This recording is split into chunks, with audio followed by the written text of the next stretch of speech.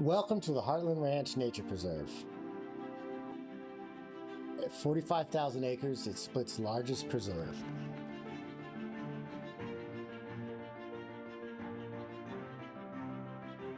This place is really all about its scale.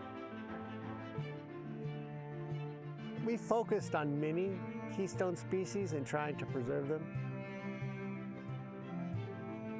They all drive landscape level change, and other creatures depend upon them.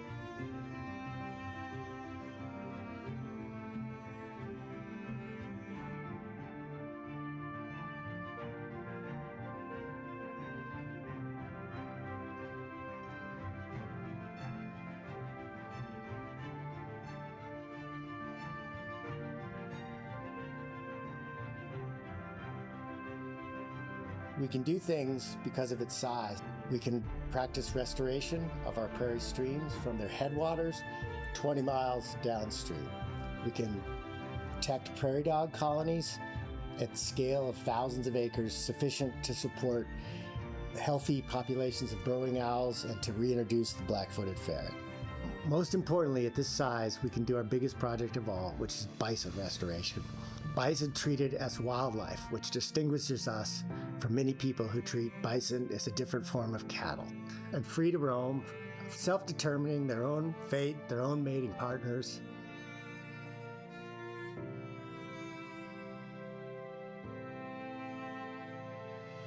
Returning bison to the prairie changes everything. Unlike domestic cows, bison move.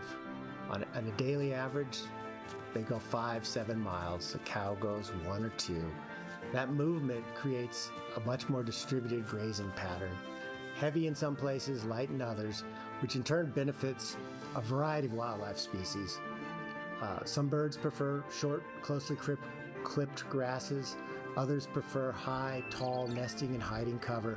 The bison allow both to take place, as opposed to the kind of lawnmower effect you might have with a herd of cattle. Prairie dogs, an often persecuted and disliked species, are actually vital to our work. They're the foundation of the food web. They provide prey for numerous species, some almost exclusively, like our endangered black-footed ferret, which subsists almost exclusively on prairie dogs. Without prairie dogs, you have no ferrets. A prairie dog town, as we say, is truly a town. It's comprised of coteries, which are essentially family groups formed together into a large community. Each coterie or family group has an underground tunnel network, often down 10-15 feet into the prairie. When they build those tunnels, they aerate the soil, allow water infiltration, and they provide homes.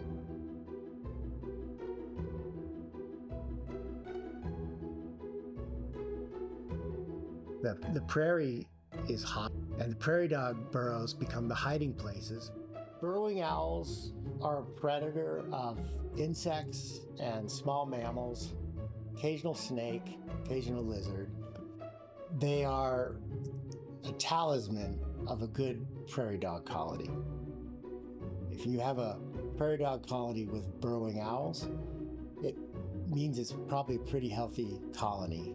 They don't eat the prairie dogs. They coexist with the prairie dogs, often in the same burrow.